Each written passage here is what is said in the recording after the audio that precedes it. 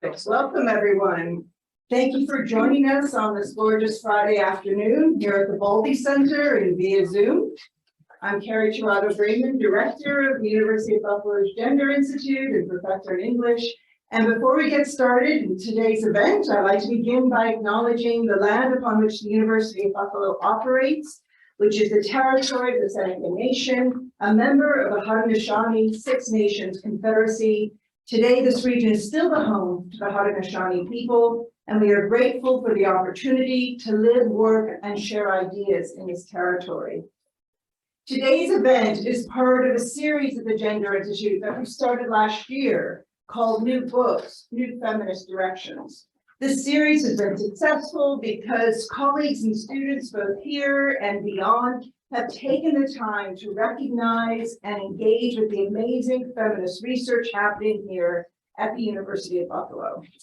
This semester, we will be featuring two books, today's event with Katja Praznik, and on Thursday, November 17th, I correct myself, at 3:30, November 17th at 3:30 via Zoom, so it's only a virtual event.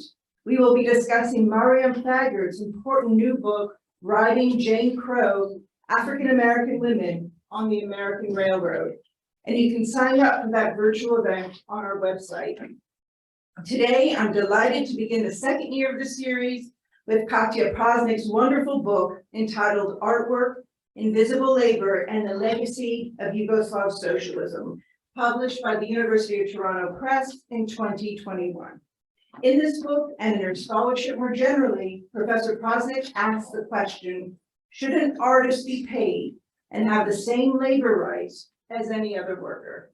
Why has our society romanticized the figure of the starving artist by seeing creativity as transcending the marketplace and the material conditions of survival? With COVID and the temporary closing of galleries, theaters, and concert halls, artists have been struggling to survive, and I encourage you to read Katja's timely response to this crisis at the University of Toronto Press's blog. Katja Praznik is Associate Professor in the Department of Arts Management at UB. Besides writing artwork, she has also written The Paradox of Unpaid Artistic Labor, Autonomy of Art, the Avant-Garde and Cultural Policy in the Transition to Post-Socialism, published in Slovenian in 2016. She teaches courses related to art, economy, and labor, cultural policy, and research in the field of arts management. She holds a PhD in sociology from the University of Ljubljana, and she has published articles in social texts, historical materialism, as well as many other journals and forums. Currently, she is involved in organizing and establishing a union of freelance art and creative workers in Slovenia, and I certainly plan to ask her more about that. Dr. Silvia Federici will offer commentary on Praznik's book, as her work provides an important conceptual and political framework for Praznik's study. Dr. Federici has been described, as I noted yesterday, by the New York Times as one of the most important socialist feminists of the 20th century. She's written several books, many of which are for sale outside this room, most famously Caliban and the Witch. And Federici's most recent book, The Patriarchy of the Wage, has just been nominated for the prestigious Deutsche Prize 3 days ago. Dr. Federici gave a brilliant lecture yesterday on the history of social reproduction theory and the importance of preserving collective memory, which enables us to place what we do in a larger canvas of liberation. And by focusing on socialist Yugoslavia, Praznik is doing just that. So the format for today is simple. Katja will begin by giving an overview of her book.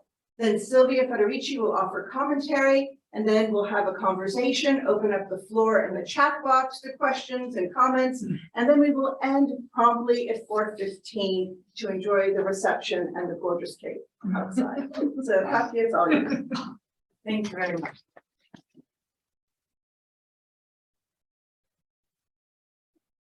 Thank you very much. Thank you all in the actual in-person audience and the Zoom audience.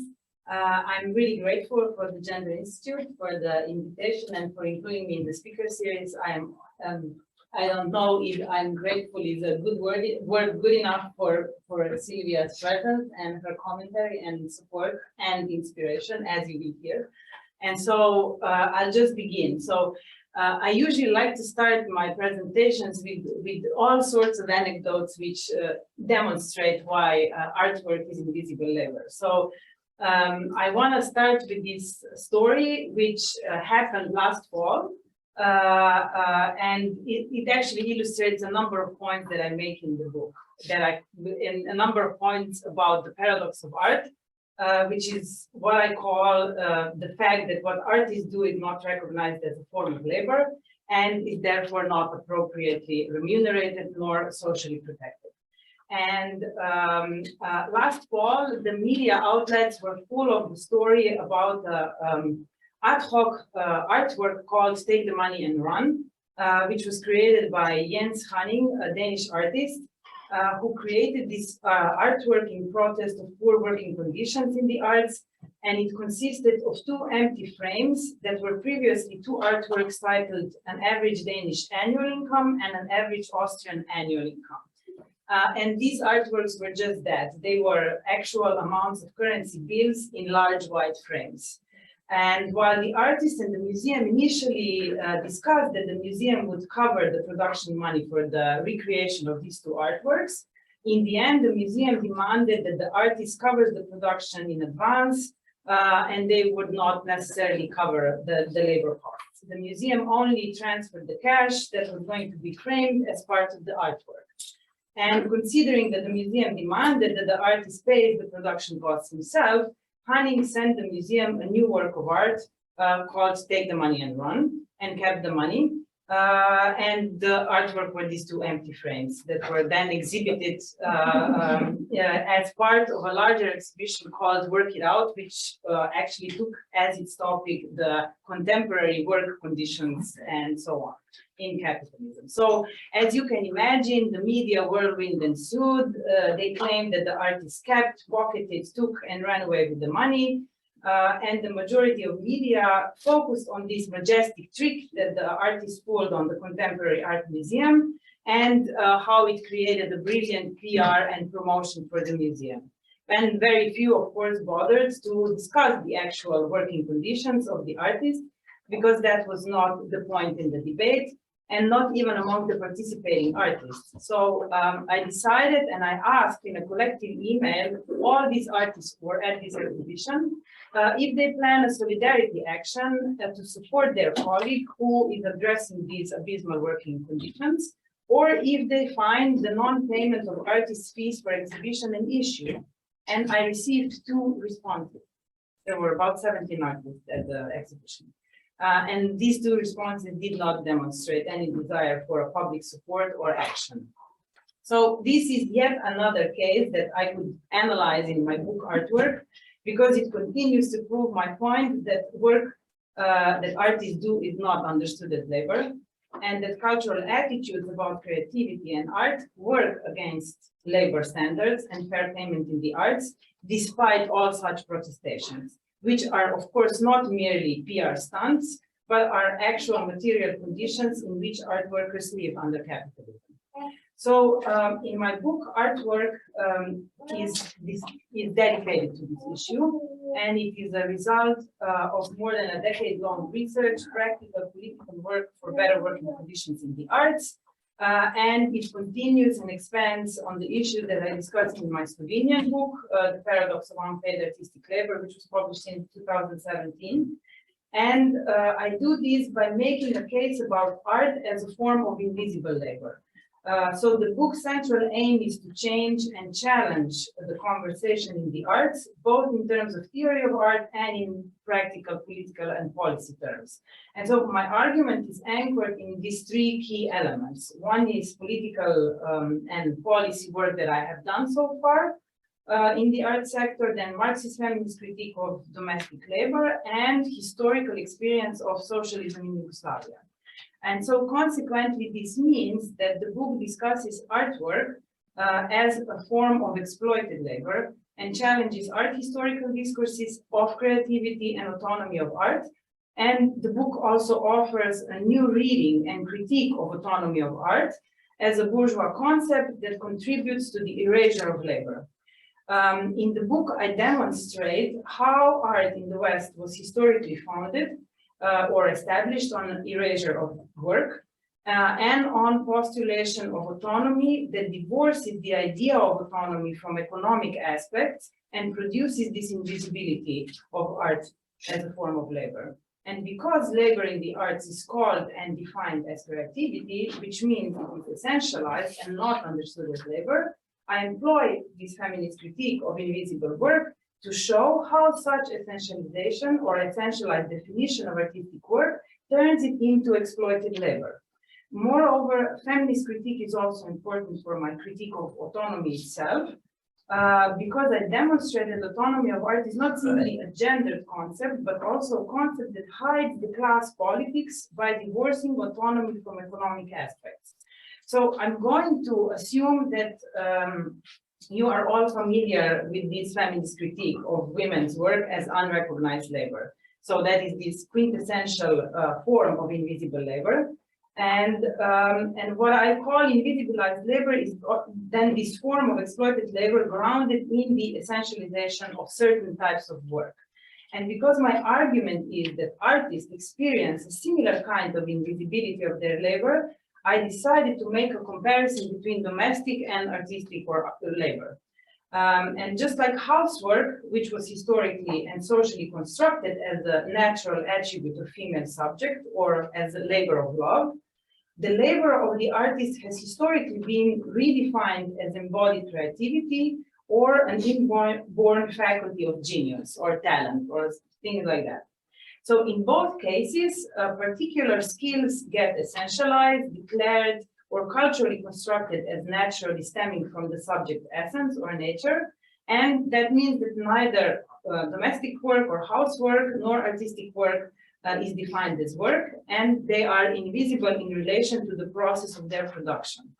But while we owe it to the Marxist feminists who demystified this essentializing principle that turns housework into non-work and becomes the fulcrum of exploitation and oppression of women under capitalism, the discourse of aesthetics and art theory uncritically perpetuates ideas about artistic practice as non-work or an exceptional kind of labor that reproduces this essentialization and describes work as creativity. So artists are not workers, but they are creatives and so on and so forth. So, and while one form of invisibility involves the other and the parallels are striking and also obvious, this comparison between women's work or domestic labor and artwork is also interesting in terms of how they are different. Because when people say that art is not recognized as labor, people would say, well, of course not. No, it's not labor, it's creativity. But with women, they will say, oh yeah, that's true, that actually is labor. And if we address the issue of unpaid domestic labor, women, we could argue potentially benefit, but with art, it becomes complicated precisely because calling artists workers and considering them from a labor point of view appears to take away the only reward that artists often get: admiration that they are exceptional and exceptionally creative. And so, in other words, essentialization in the case of artwork is perceived as positive, unlike domestic labor, and it makes art look natural, so not work. And it therefore legitimizes the invisibility of labor in a way that may be worse than with domestic labor, because with artists, the positive balance associated with this essentialization does maintain this difference and exceptional nature of each artist, makes it harder to rebel and to want to reform it. So it makes it very easy to accept non-remunerated approach to artwork. And understanding art as a form of invisibilized labor gives insight into the very mechanisms that drive the economic exploitation of artist labor to this day. So I want to stress just these two important contributions from that I think Marxist feminist epistemology brings to this discussion. First is the structural component of invisible work, which rests on its separation of public and domestic or private sphere, or if we want to call it productive and reproductive sphere, because the latter, right, the reproductive is excluded from economy, but it is nevertheless the site of creation of value. And it's therefore also a sphere or terrain where exploitation happens. And the second important contribution of this feminist critique is that the essentialization of particular types of works or skill leads to their economic devaluation. So, and the first point helps us to understand treating art as non-labor under capitalism leads to its invisibility and consequently exploitation. And the second one helps us understand the operating logic behind this invisibility.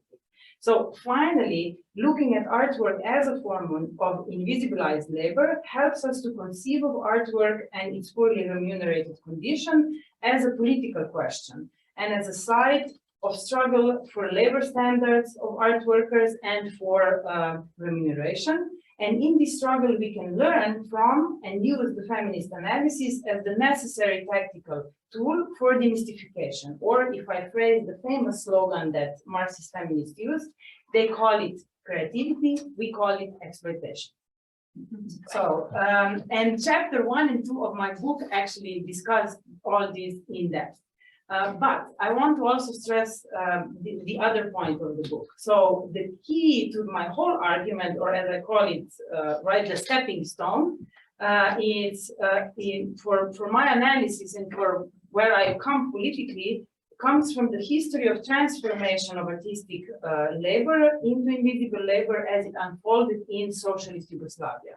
And so this is why the book is also an important contribution to the research of social history and political potential that this history of socialist Yugoslavia holds for the present moment. In other words, this is not just some dead history. I think it's an important history from which we have to learn in order to make any future struggle more meaningful. So my book then narrates and analyzes the socio-economic context that made Yugoslav art workers and their eventual unmaking different. So the context of socialist Yugoslavia is so important because of the paradoxical status of artistic labor in the history of these countries that this country engenders. Artistic labor in Yugoslavia was paid or remunerated and included social and labor rights. And that was also the case in many other socialist countries. But because Yugoslavia was positioned between the Cold War blocs, that is, it was neither Stalinist as USSR nor capitalist as US, its ideological in-betweenness provided the adequate context for an idiosyncratic form of socialism, which was called self-management, and in which art could thrive as a paid and creative practice for artists, but also for the general populace. So in the book, I recount the stages of political economy and cultural policies that instituted art as work and how that later became undone. Because the labor policies of Yugoslav self-management opposed the traditional institutionalization of art by protecting art as labor, yet at the same time, they also upheld artistic labor as an exceptional type of work that took place within the secluded autonomous sphere of art. And what emerged in Yugoslavia during its first half of existence was a socialist institution of art in which ideas of autonomy of art coexisted with the postulation of artistic labor as work. So this explains why Yugoslavia's development of production model for art and culture was unique, but also how it was connected to Western philosophical traditions that hold the sway on the understanding of art and artistic labor.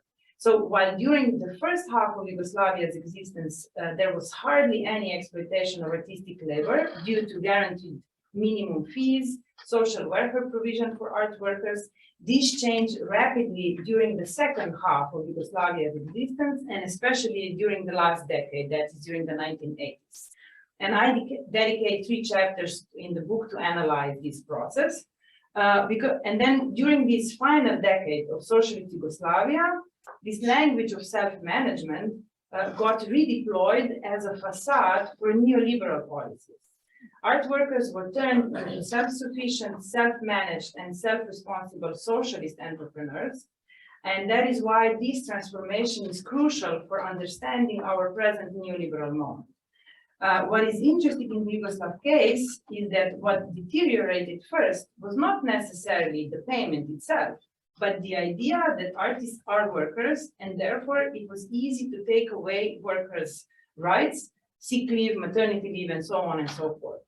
So while Yugoslav cultural policy during early stages of socialism protected art workers and their labor and social rights, the shift in economic policies during the 70s that emphasized market logic played on the ideas of art as realm of freedom and creativity. And this in turn made it easier to separate artists as workers and artists as creative individuals and restructured working conditions of artists. The conditions for artwork were no longer based on welfare, social security, and workers' rights, and leaned toward models based on self-employment that turned art workers into socialist entrepreneurs with much lower income and access to less or no social security and labor standards. And I discussed this process because the mystification of artistic labor under socialism, especially during this final decade, reveals the contradiction which was present in the Yugoslav socialism, and which paradoxically reproduced, corroborated, and eventually recuperated Western philosophical and bourgeois aesthetics and philosophical traditions of autonomy and creativity in particular. And so one of the reasons why this book plays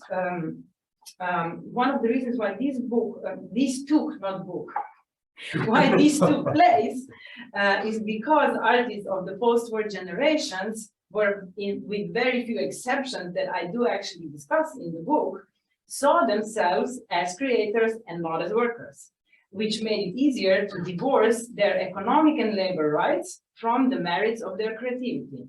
And this turned their labor into invisible labor and was symptomatic for the undoing of artists as workers. So the book then also offers an in-depth analysis of two exceptional examples. The first one is Goran Đorđević's call for an international strike of artists. And the second one is an example of artist contract, which was proposed by working community of artists that were organized together as Podrum in Zagreb. And so, despite these important initiatives that were critical of arts, the problem of artistic labor and its exploitation was marginalized during the 1980s and this final decade of Yugoslavia. And what emerged instead was a new agenda epitomized by an idea of establishing the so-called civil society under socialism. And this was promoted by the movements known as the 1980s alternative. And of course, the main political question was alternative to what?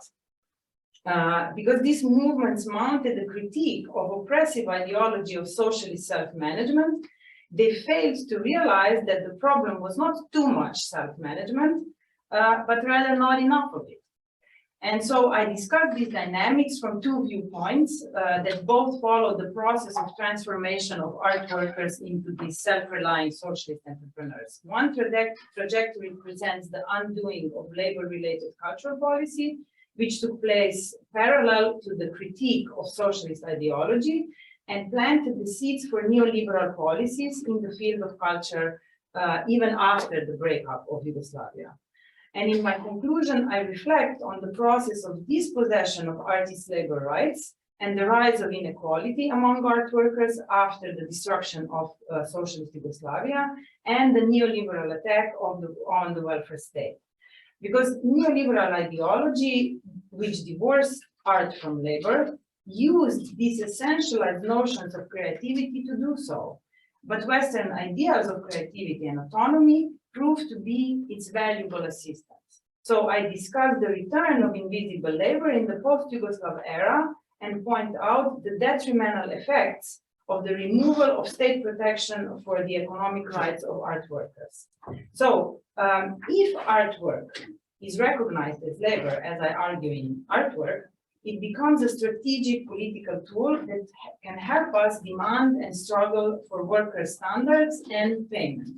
It doesn't take away from the excellence of their work, is my argument. So, because one of the key questions that I have and that keep struggling against this invisibility is what is so fraught about artwork that it cannot seem to be able to make sense of it itself except in opposition to paid labor. Why should artists not be paid and treated as workers with labor rights? What is so fragile about creative work that it cannot have labor standards and a living wage? What do we lose if we talk about creativity also as a form of labor? So these are some of these key questions that drove me as I was writing the book, and that maintains me in my quest to untangle this paradox, and to also, which also helps me when I try and work in the realm of organizing art workers to fight against this invisibility. And so if artwork is recognized as labor, like I said, I think it really becomes a tool in a political struggle to fight against this invisibility. And so I hope that with this book and with these discussions, we keep on also a political fight for labor standards and fair payment for art workers, because today art workers are also part of these so-called precarious workers, which all face very similar conditions in terms of how their remuneration is poor, but also social protection of their labor standards. And I think that this is an important alliance where art workers, when they recognize themselves as workers, can make with the rest of everyone else. Like, you know, in Europe, we have a lot of Uber, food deliveries, and so on. You have similar type of entrepreneurs here, which suffer from the same conditions. So I'll stop there.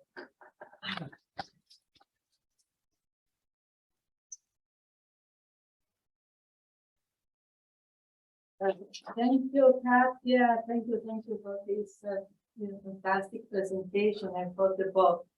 I think that the book is extremely rich, and there's so many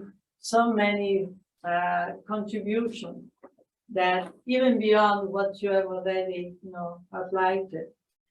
First of all, I think the scope of the book. The scope of the book is very, very broad, because in a sense, the book looks at the question of art in capitalism and how capitalism has mystified, the entire process of artistic creation, and mystified, of course, to exploit it. But at the same time, the book also looked at the particular new phase of capital exploitation of artwork, in the neoliberal phase of capitalist accumulation, where in fact the artist is forced to become an entrepreneur, but also the artist is used, right, in a way to, for example, highlight, incentivize, valorize, housing states, valorize, all kinds of capitalist projects that are using the artist, almost as, a tool to transform and make more applicable, entire neighborhood. I know in Eastern Europe, for example, the kind of reform and transformation of housing that has taken place in a number of cities, and use always the artists to paint walls, and this goes hand in hand with the fact that so many artists are reduced to a very precarious situation, and are in fact dependent on this work when they are not able to turn themselves into small entrepreneurs. So I think that the scope is incredible, and give us an idea that art has been really a hidden and forgotten area in the studies, analysis of capitalist work, capital exploitation by many theoreticians, leftists as well as feminists today. And also the importance of demonstrating that the area of unpaid work the area of work that is exploited and at the same time hidden, made invisible, is far, far wider than is usually understood. I think with the feminist movement, as I was pointing out yesterday, we already have opened up a new territory, a new terrain. There's a long history from the anti-colonial struggle, the struggle against slavery, all actually demonstrating, bringing to the surface these hidden areas of capital exploitation. I think what Katja's work is doing is actually opening up a whole new field, which I think has not really been understood, has not been explored.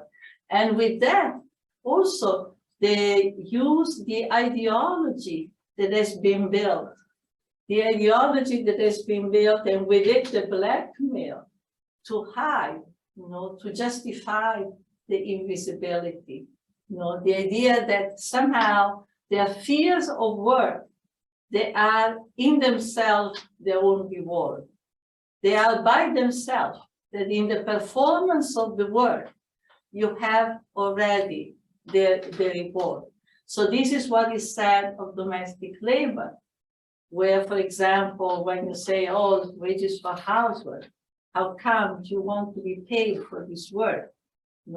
Isn't that in itself, the work itself, a reward? Because after all, caring for your children, caring for the people that you love, and so the artist, you should be grateful, right? You should be grateful. In fact, probably you should pay those who give you, right? Actually, I've heard artists who were told that. You should be grateful that we give you the opportunity, right, to make your murals and everybody will see. So actually, and the work itself is supposed to be. And this, I think, connects to the question that you've been asking, because I think there is a very fundamental question here that relates to the issue of work and creativity. What is work and what is creativity in capitalist society?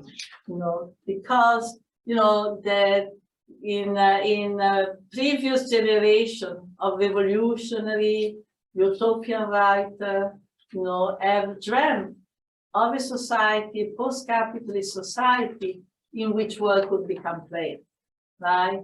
In which work would be its own reward, right? In which work could become, again, like play. And because their work could not be carried out under the constraint of exploitation, under the constraint posed by the market on everybody's life,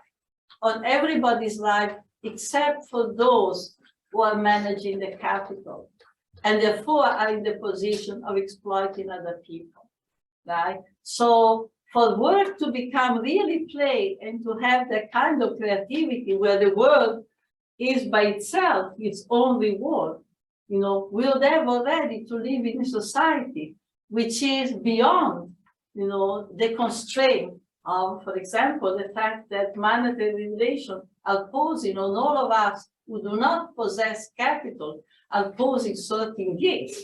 Money is a gate, and any form of activity, any form of work that is performed now in this society is subjected to those constraints, is subjected to those laws.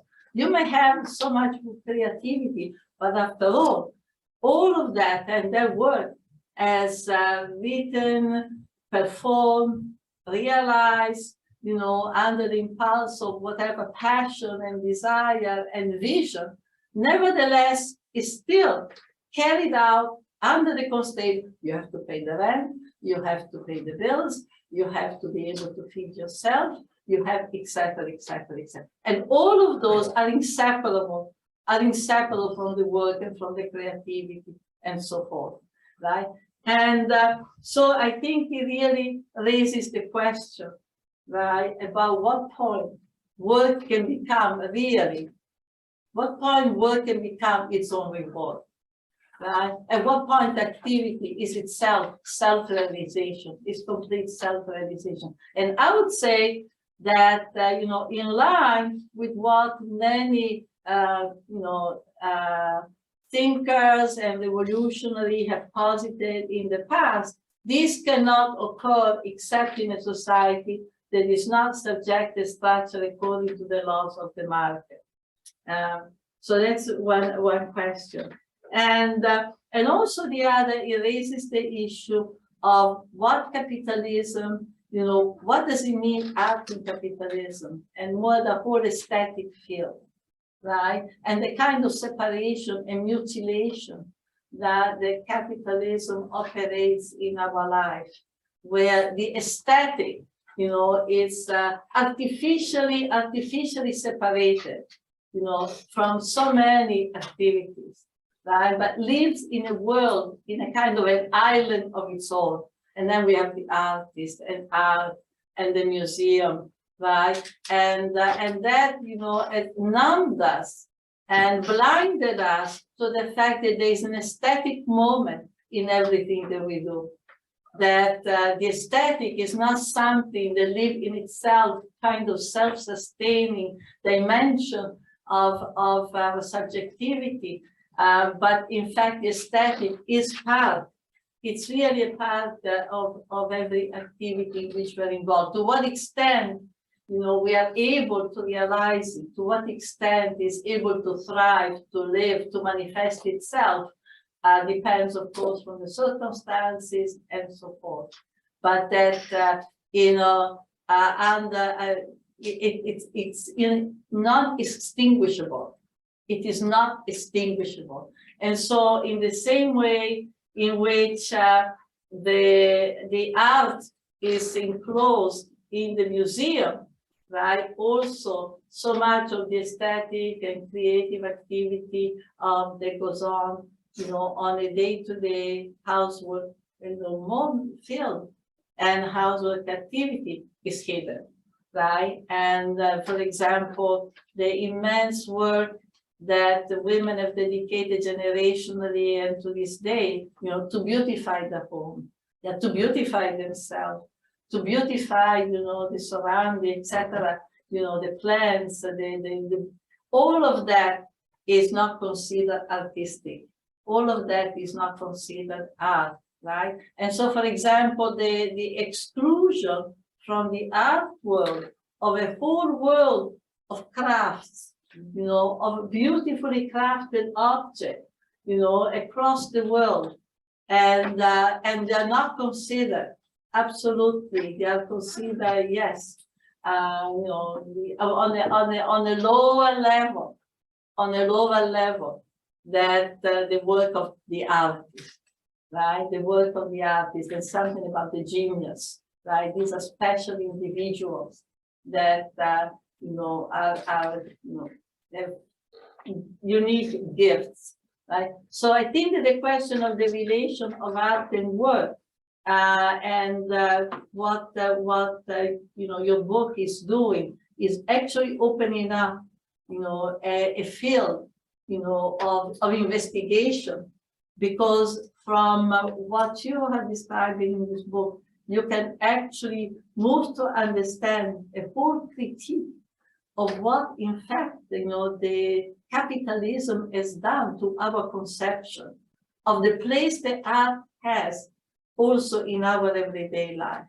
you know, and not art as a separate sphere, you know, that you know, to which we relate on Sunday on a particular trip or going to the museum. This is the other side, right, of the negation of the artist as a worker. It's the other side of the negation, is this separation of world, you know, separation of activities, you know, in which the world of work, yeah, is not allowed to have, you know, any beauty, even though it continuously thrives to be, yeah, it continuously thrives to be aesthetic. And I'm having in mind, in particular, the housework, domestic work, the work of so many women, was part of their day-to-day activity, are really trying to beautify their home as much as they can, right? So the invisibility, the invisibility of the artist's work is also the invisibility, of the art in our everyday life, And I think that there is a fantastic contribution that you're making in this work to really that project, that not only theoretical project, it's really also it's an action. It's a call to action.